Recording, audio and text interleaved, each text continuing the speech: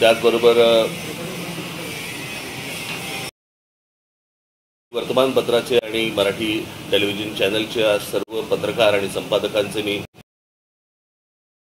आभार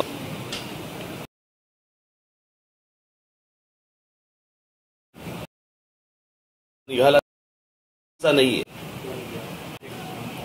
पण हा विषय ज्यावेळेला निघाला सरकारकडनं त्यावेळेला सर्वप्रथम आम्ही त्याला विरोध केला. त्याचं पत्रही आम्ही तुम्हाला मागच्या वेळेला तिन्ही पत्र मी तुम्हाला वाचून दाखवली होती आणि ती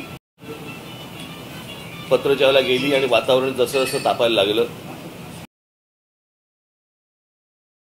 त्यामध्ये इतरही सगळे राजकीय पक्ष ज्याच्यामध्ये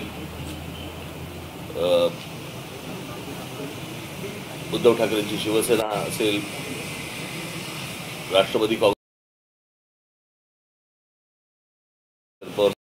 राजकीय पक्ष जे आहेत महाराष्ट्रामधले आहेत, संघटना आहेत, देखील त्याला पाठिंबा दिला. आम्ही 5 तारीख 6 केली होती, 5 केली तारखेला आषाढी एकादशी असल्यामुळे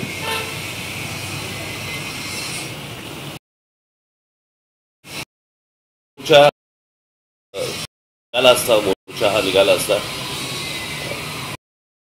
साधारणपणे 70-75 वर्षाची लोक आहेत, त्यांना कदाचित तो संयुक्त महाराष्ट्राचा काळ आठवतो आणि तसंच त्याच वातावरण एक महाराष्ट्रामध्ये निर्माण झालं. काय आहे हे देखील राज्यकर्त्यांना कळलं, मराठी माणूस काय होतं हेही देखील कळलं. त्याच्यामुळे परत असलेल्या भानगडीमध्ये सरकार जाणार नाही. बाळक खरं तर या गोष्टी आवडतच नव्हती. त्या दिवशी माझ्याकडे दादा भुसे ज्यावेळेला मंत्री आले की आमचं ऐकून तर घ्या, तेव्हा मी त्यांना सांगितलं होतं, मी म्हटलं तुमचं ऐकून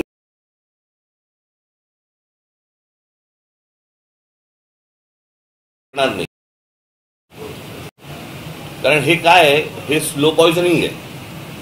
हे हळूहळू हळूहळू एक एक या गोष्टी आतमध्ये पेरायच्या आणि ते खास करून महाराष्ट्राच्याच नशिबी येणार, बाकीची राज्य कुठची ऐकणार नाहीत. आणि हा प्रयत्न त्यांनी करून पाहिला, परंतु तो त्यांच्या आणि त्याच्यातनं तो सगळे GR आता काहीतरी ते समिती त्यांनी समिती नेमावी, त्याचा निर्णय आणावा न आणावा याच्याशी आम्हाला काही कर्तव्य नाहीये. परत नक्की लक्षात ठेवावं, असल्या कोणत्याही गोष्टी आम्ही मान्य करणार नाही, या होणार नाही. आम्ही जेव्हा शिक्षण घेतलं तेव्हा 5वी नंतर 6वी पासून वगैरे होते, परंतु मी त्या दिवशी म्हटल्याप्रमाणे मुळात हिंदी का प्रयत्न आहे मला अजूनपर्यंत कळलेलं नाही, कारण ह्यांना हिंदी येते म्हणून नसेल, परंतु हिंदी ही भाषा नाही राज्यांवरती लादावी अशी.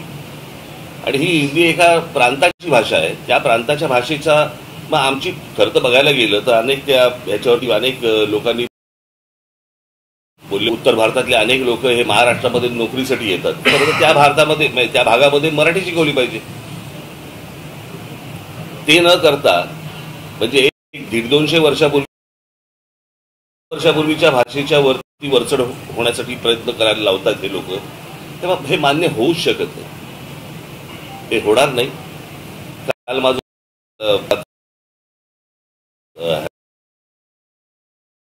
फोन आला होता आणि त्यांनी सांगितलं की आपल्याला रद्द करा आता. त्यांनी म्हणाले की आपण एक विजयी मेळावा आपण घ्यायला पाहिजे. म्हटलं घेऊया. 5 तारखेला म्हटलं आता काही ठिकाण बिकाण जाहीर करू नका, म्हटलं मी माझ्या लोकांशी पहिल्यांदा बोलीन.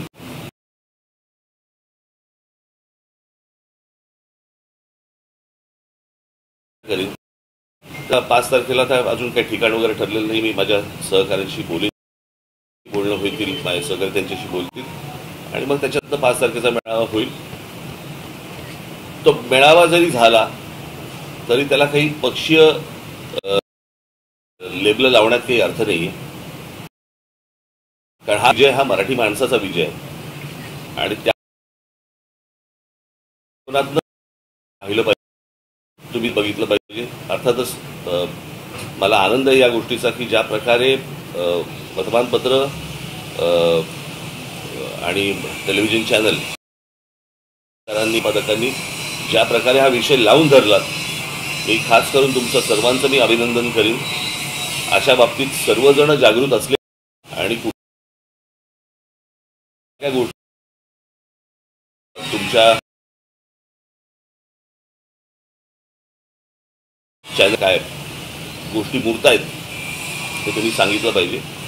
ज्या वेळेला हा 5चा कुठे करणार आहोत त्याचा निर्णय होईल त्यावेळेला तुम्हाला सांगण्यात येईल. सर, काल तुम्ही या सगळ्या विषयासंदर्भात जे आंदोलन उभं केलं त्यानंतर सरकारला धमकी दिली घेत कुठेतरी हा हिंदी सक्तीचा जो BR आहे तो रद्द करावा लागला. हे मागे बंद करायला सांगते, काय कामं चालू आहेत या सगळ्या संदर्भात काल मुख्यमंत्री असतील, उपमुख्यमंत्री असतील,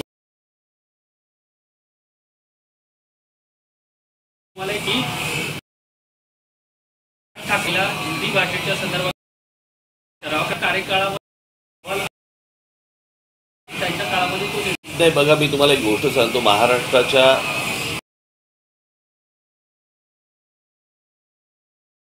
असेल तरी माझा त्याला विरोध. उद्याच्या काळामध्ये मला आत्ता मी तेव्हा हा प्रश्न विचारला यांना, परंतु तो कुठचा शिक्षण काय उच्च शिक्षण याच्यामधला तो त्याच्यानंतरचा तो विषय आहे असं माझ्या आता कानावरती आलं. मला अजून त्याच्या डिटेल्स मला मिळाले नाही आहेत. कोणतरी ठाण्याचा कोणतरी माणसाने त्याच्यावरती सही केली आहे त्या सगळ्या विषयावरती. परंतु मराठी महाराष्ट्र या विषयावरती, मराठी भाषा या विषयावरती कोणतीही कोणाहीकडनं, आमच्याकडनं तर होणारच नाही, पण तडजोड होता कामा नये. यापुढे सर्वांनी मला असं वाटतं अजूनही महाराष्ट्राचे लचके तोडण्याचे प्रकार सुरू आवश्यक आहेत. माणसांनी देखील आजूबाजूला काय गोष्टी घडत राहणं पण तितकंच गरजेचं आहे.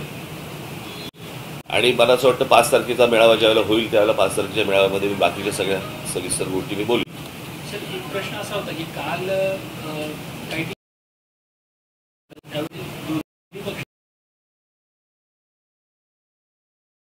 कार्यक्रम झाला तर त्यावरून चर्चा, दोन्ही ठाकरे बंधू एकत्र येऊ नये, त्या अनुषंगे ताकद नव्याने उभी राहू नये किंवा दिसू नये म्हणून हा सरकारने तातडीचा निर्णय घेतला. प्रश्न असा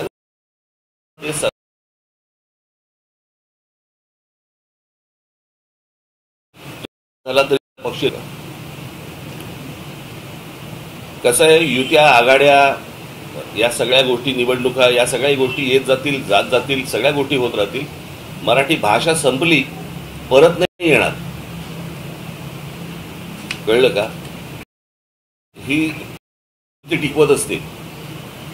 उद्या तीच जर मुळाशी गेली ना तर या युती आघाड्यांना काय अर्थ आहे?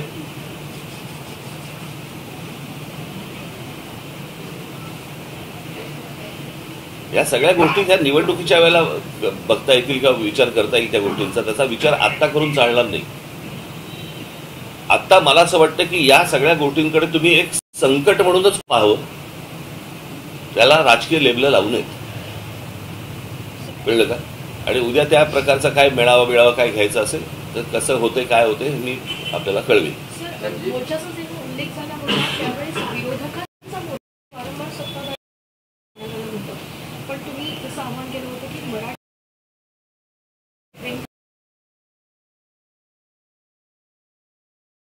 पण काही अर्थ नाही आता हे नरेटिव्ह. कळलं का? तो नरेटिव्ह मी पहिल्यांदा जाहीर केलं होतं ना ही गोष्ट की पक्षाशी कुठचा संबंध लावू नका, कोणताही झेंडा नसेल, मराठी हा अजेंडा असेल, हे मी सांगितलं होतं ना माझ्या इंटरव्ह्यूमध्ये, त्या पत्रकार परिषदेमध्ये. त्याच्यात काय आता नरेटिव्ह आम्ही सेट करायचा का त्यांनी?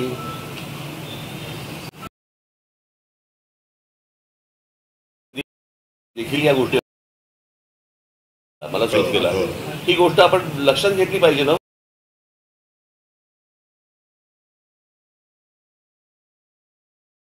तरी पक्षामधल्या पण अनेक लोक विरोध करतात. एक समिती नेमण्यात आली आहे.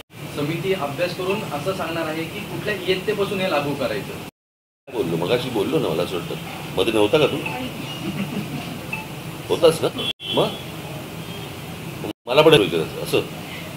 सर, या समितीचे जे डॉक्टर नरेंद्र जाधव आहेत त्यांच्या संदर्भात मराठी अभ्यासकांनी प्रश्न उपस्थित केलाय की ते मी आता जी तुम्हाला भूमिका जी मांडलेली आहे याच्या अगोदर 1ली ते 5वी हिंदी चालणार नाही.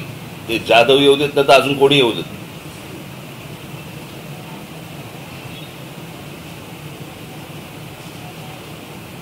कळलं का? महाराष्ट्रामध्ये ज्या प्रकारचा मराठी माणसांनी विरोध केलेला आहे या गोष्टीला, याची जाणीव मला असं वाटतं जाधवांना असावी.